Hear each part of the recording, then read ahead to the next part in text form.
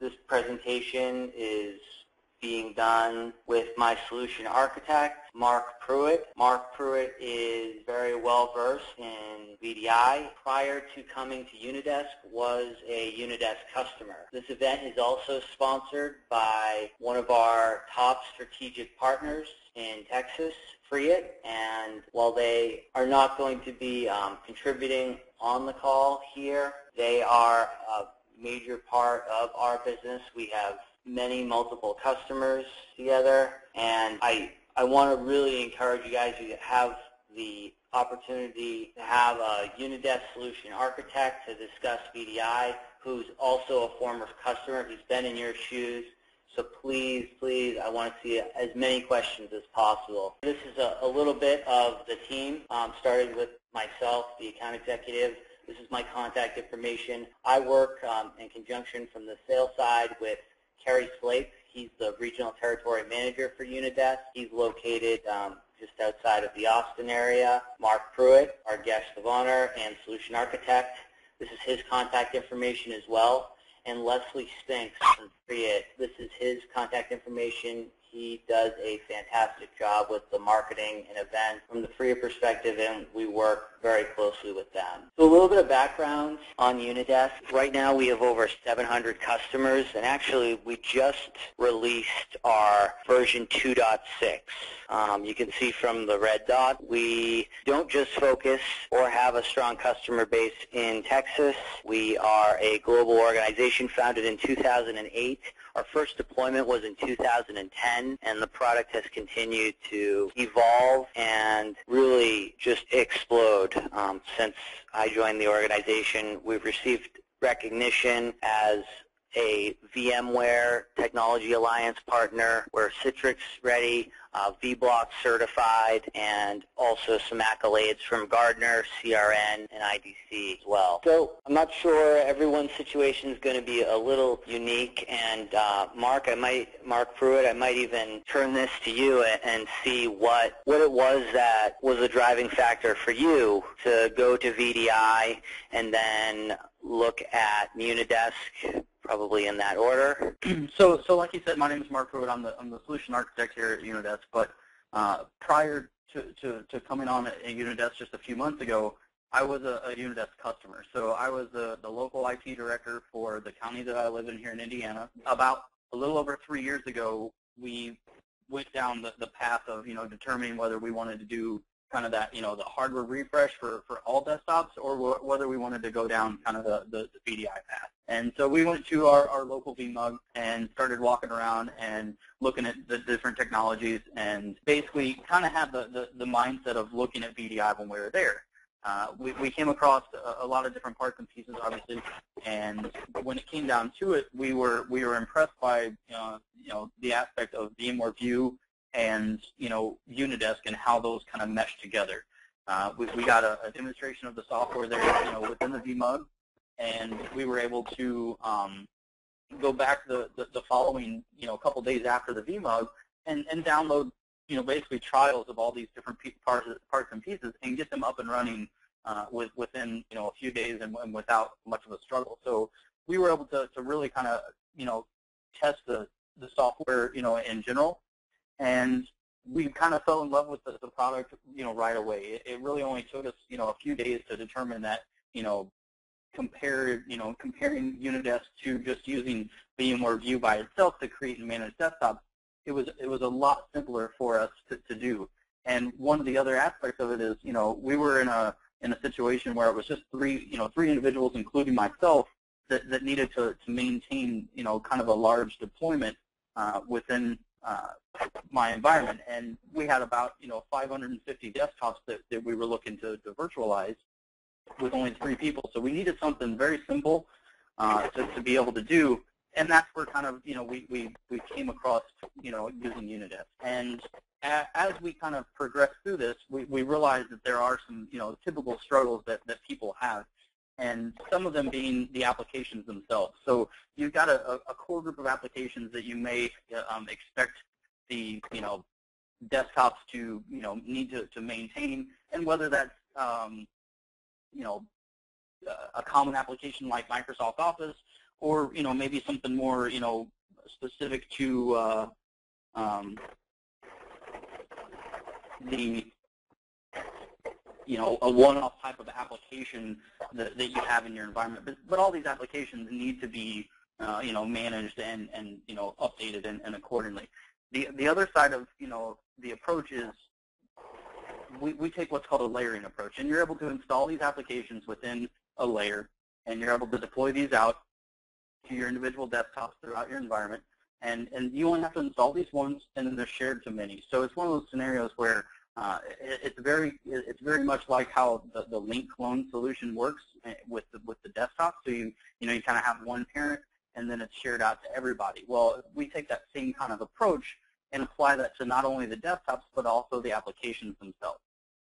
The other side of it is the gold images. So, a typical environment, you may have multiple gold images to kind of, have, whether it's a different business case or a different group of users, and you would have different gold images with different applications on those gold images, and you still have to manage, say you have 4 gold images, that's 4 copy of Windows, 4 copy of Offices, it just goes on, where our approach is, you're able to install, the operating system one time and push that out to everybody in the environment.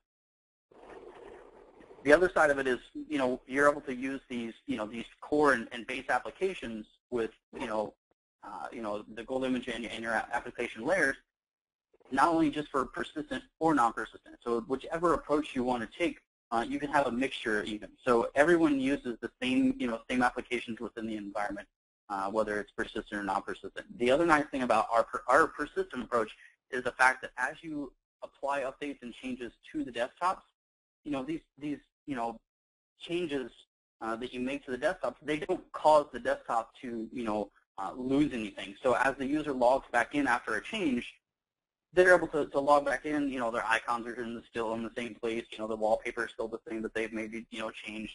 Any applications that they installed are all the same. So it kind of provides that true persistent environment. As far as basically how Unidesk fits into the VDI stack, we only our only hard requirement right now is the VMware kind of hypervisor, is vSphere. We are in the process of creating a Hyper-V version, which hopefully we'll have a beta of that before the end of the year. But other than that, that's kind of the only hard requirement. As far as storage, servers, clients, it really comes down to whatever you currently are running or looking to buy. We don't really have any kind of limitations on that. The other side of it is brokers. We have true broker integration with Desktop and VMware View, but when it really comes down to it, we're really just in the business of creating and managing desktops. So, if you want to create and manage desktops and then drop them into a different broker solution, or, manually connect to these desktops via, remote desktop or some other connection, you're more than welcome to. It's just we have the integration with Desktop and VMware View to allow you to drop these desktops directly into a specific pool. The other side of VDI is just, when it comes to creating and managing VDI, you typically have to bounce around between all these different kind of consoles and screens, web interfaces, and it can be, kind of confusing and clumsy sometimes. What we're able to do is we're able to bring kind of that, that single pane of glass, that one simple interface that allows you to really come in and create and manage these desktops. Whether it's a single desktop, 100 desktops, or 1,000 desktops, the process is still the same. There is no kind of learning curve as you, increase your environment. So as you scale out, there is no major change other than the fact that, you're creating and managing more desktops. As far as these desktops, it's a typical, user experience. The user logs in, it's still a copy of Windows. They're still going to see a C drive.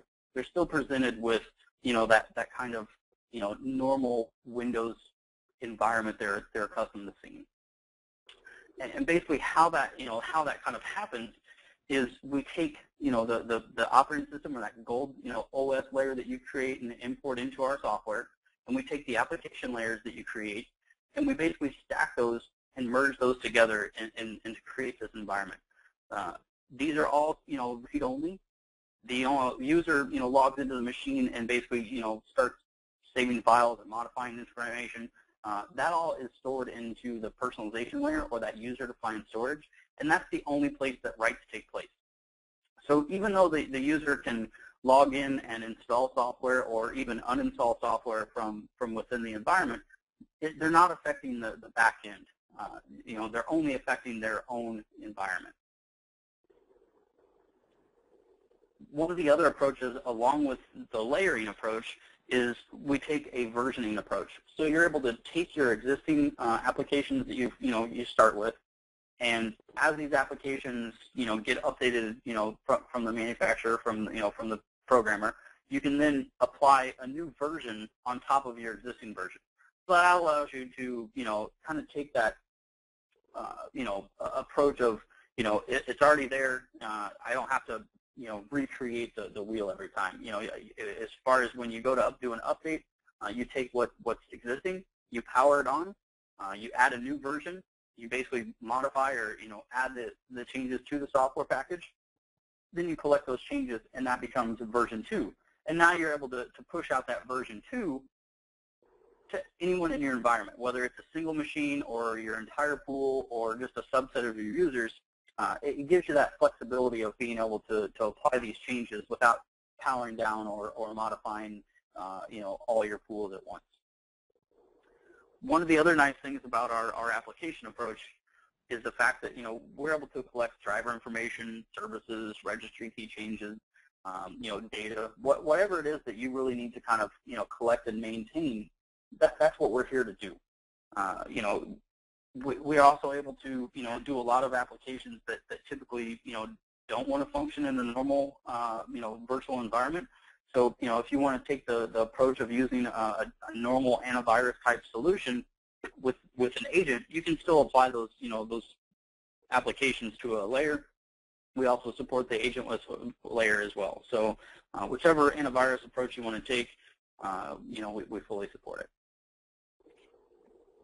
The other nice thing about our approach is the fact that all the information is saved into individual DMDK files. They're all thin provisioned, and this information is easily accessible within the data store, and you can browse and see exactly how large an individual application layer is taking up.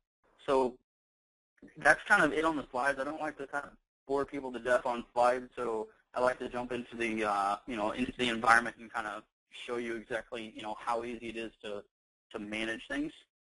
So what you see here is our management appliance or our web interface.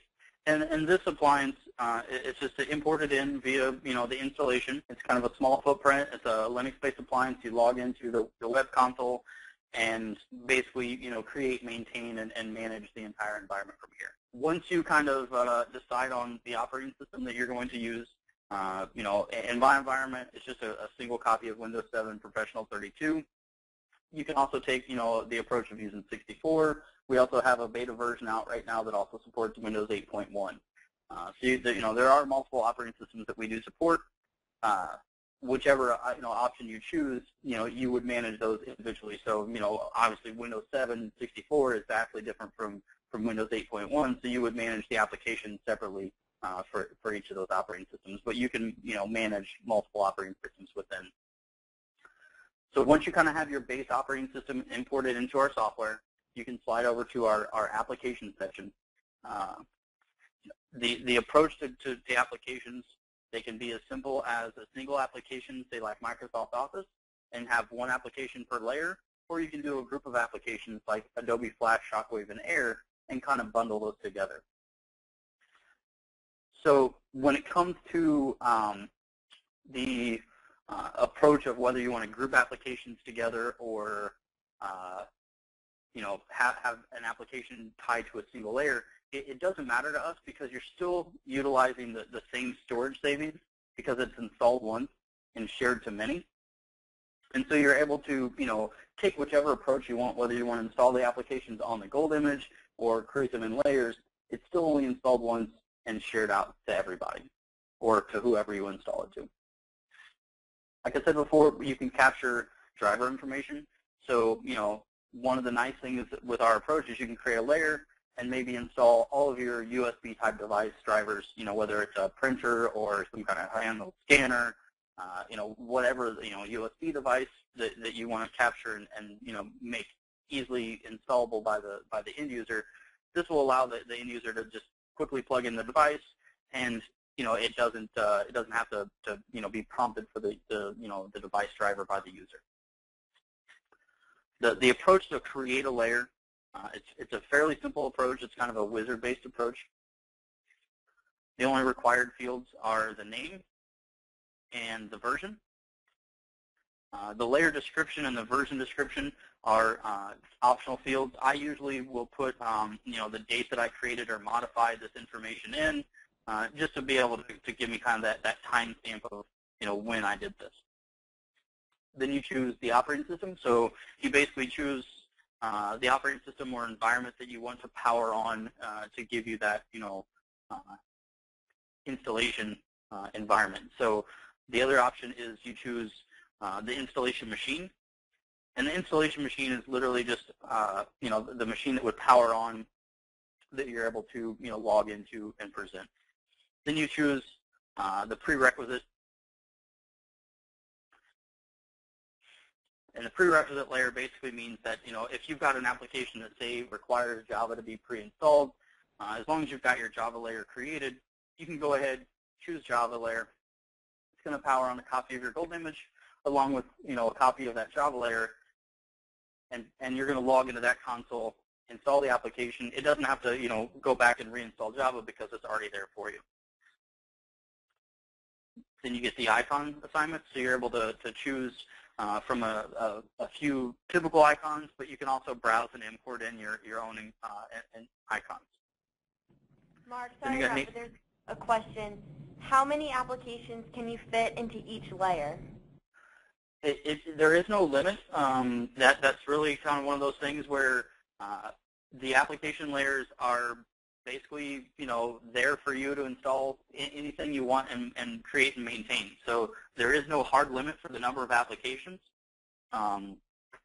It really is the flexibility of using the layers.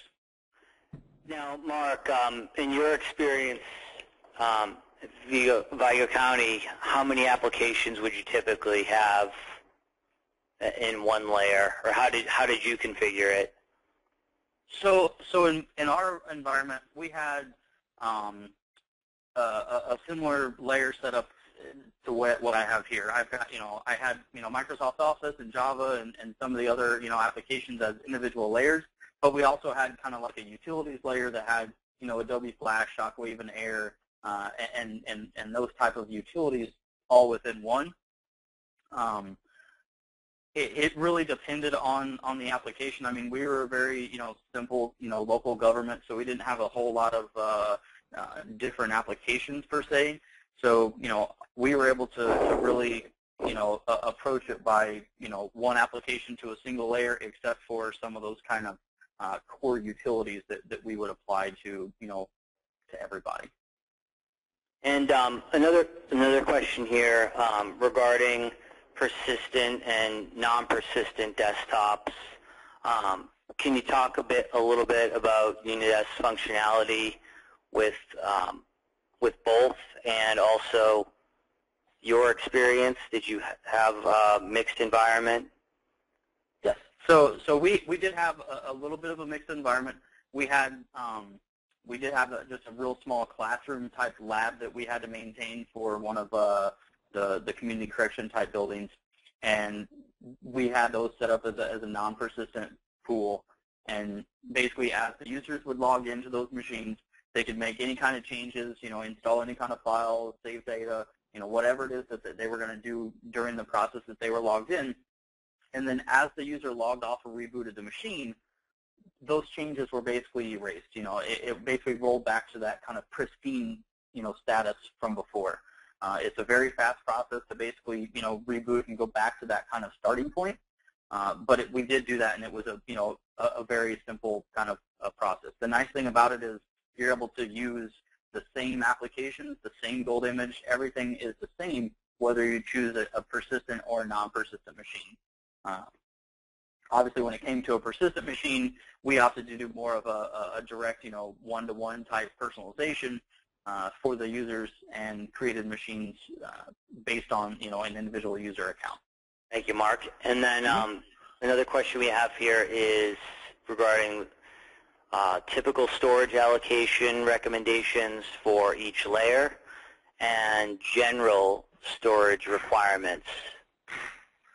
So by default, when you go to create a layer, the default size is a 10 gig provisioned, thin provisioned BMDK. Obviously, we're only going to collect the information that's modified or changed on that layer. So at any given time, you're never really using that full 10 gig unless it's an application, maybe say like an ArcGIS or something that has a lot of data that goes along with that with that application. The normal approach is to just leave that 10 gig default, but you can modify that when you hit create layer. That's the very bottom choice is 10 gig, and those are all, like I said, thin provision. So it is very space conscious when it comes to to creating layers. You can change that if you want, but we're really only collecting what is changed or modified within that within that layer. Great. And then another question came up here about what you would recommend to do creating a standard gold image with, say, Adobe, Java, WinZip, and then just update the gold /OS layer, or would you recommend creating layers for those separate applications? It really comes down to the use case of what kind of environment you're in. If everyone in your environment would typically have those core applications, then you can go ahead and definitely put those on the gold image of that OS layer, because, like I said before, the storage savings are the same no matter whether it's installed on the gold image or it's installed into an individual layer. It's still only installed once and shared across the board. As far as updating those applications or updating that gold image, it's the same process as well. You would come to one of your applications, you'd hit add version, you'd go through the process of powering that version on and then running the update. The same thing goes with the OS layer. You would come to the OS layer, hit add version, and you would go ahead and power on the existing OS layer that you have, update any kind of software, whether it's Windows updates or whether you have like you said WinZip or something like that on that OS layer. You would update that application, and then you come back here and hit finalize, and it would capture those changes that you did to the machine. So as far as these applications themselves, once you kind of have that core application configured here, then you can slide over to your desktop side. And these desktops, you can take multiple approaches. You can, like I said, you can use non-persistent, you can use persistent, you can do pools, you can do, one-to-one persistence, kind of the approach I have with some of these desktops here. You can also do kind of that pool approach where you have, X number of desktops created for this pool. As users log in, they grab one of the desktops and use it. And whether it's persistent or non-persistent determines whether that information is saved or whether it's discarded. So to create a machine, it's a pretty straightforward process as well. You can take a template approach, which basically, when we use the word template, it's not actually a machine that's sitting there in your vCenter environment. It's literally just details pertaining to the machines that you're going to build. So you can see here, there's no information to my right here as far as the machine I'm getting ready to build. But if I choose a template, it automatically kind of predefines what I'm getting ready to build. It answers all the questions for me, and it allows me to basically make it even faster to deploy these machines. So I would just come to my user assignment section and change the number of desktops to create, and I would create 25 desktops.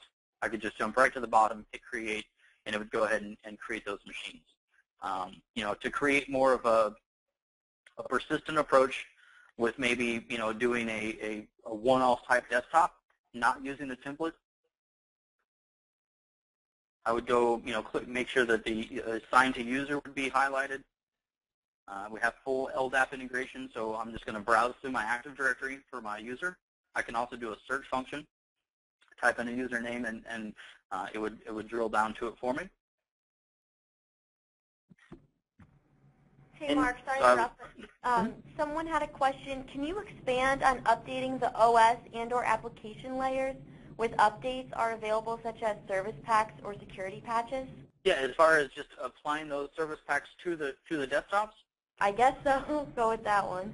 Yeah, I mean, the approach, whether it's a service pack or, the application, I don't know if maybe they're referencing that 10 gig limit or whatever, but yes, you would literally be able to, if you came across something where the 10 gig limit all of a sudden became an issue and you were needing to put in more than 10 gig, as you create the layer or as you add a new version of the application layer, you can just increase that size and it would increase for you to give you that more space. The same thing would apply with the gold image. The gold image is actually even larger than 10 gig, obviously. I believe it's, I want to say it's 150 provisioned. So, there's quite a bit of space on the gold image based on when you create it. Hopefully that was what they were looking for. Thank you. And then while we wait for if there is a follow-up question to that there, another question is, are all user docs following with the Win update? Yes. So I think what they're referencing is as you update Windows, whether, kind of that personalization layer or that profile, whether that stays with the user, and it does. We have a true persistency in the fact that, as you make these changes to an existing desktop, you can make these changes. It does require a reboot to apply changes to a desktop, but as you apply these changes, the user logs back into their desktop and nothing has changed. They're my documents. If you choose to just use, our path of just collecting that user-defined storage, then, everything's going to stay. If you choose to use a different path, maybe like group policies for your profile management, or even, view persona or some other third party like Liquidware Labs Profile Unity, whatever approach you take depends on what information is, obviously going to follow or be collected by our desktop. Obviously we're not going to be able to collect information that's redirected because it's not, local to the machine. So as far as, the user assignment, you literally just put a checkbox next to a user. You can do multiple users, so I would literally just be choosing, the user, and I would be creating individual desktops for each individual user.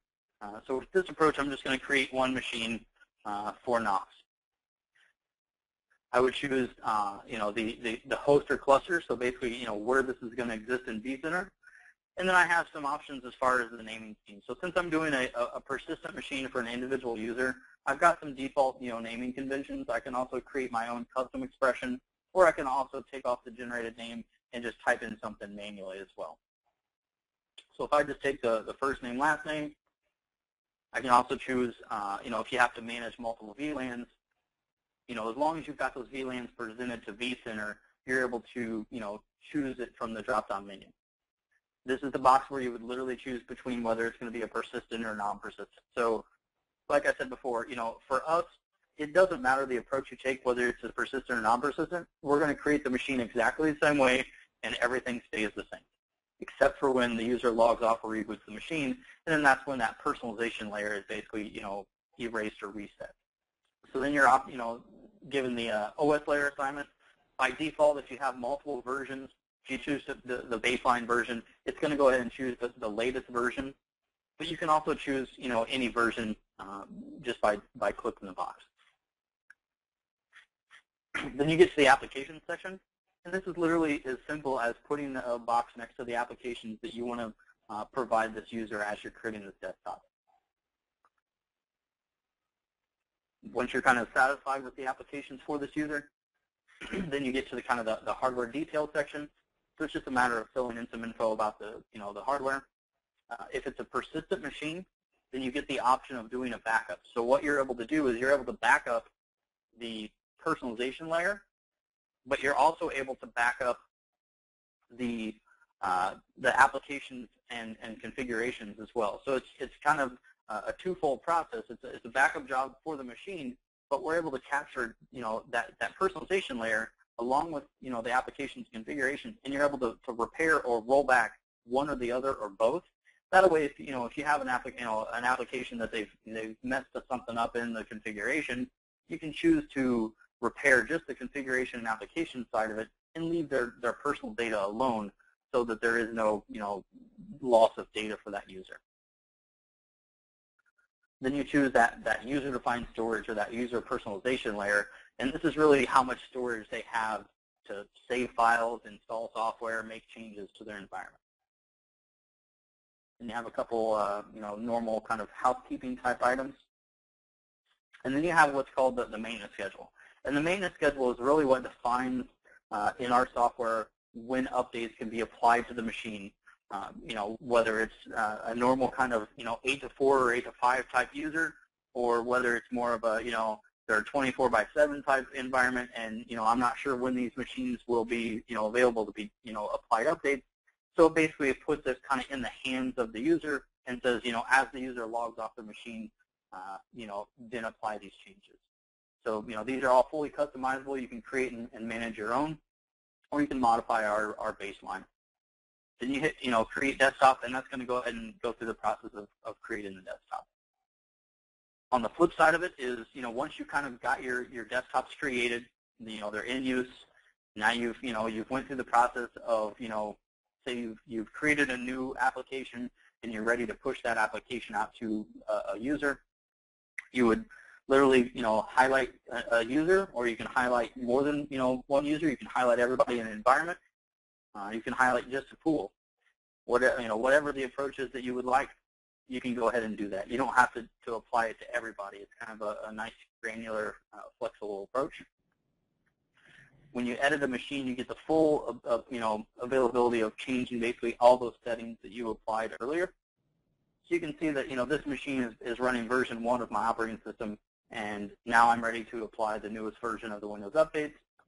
I would literally put the checkbox next to, version 2.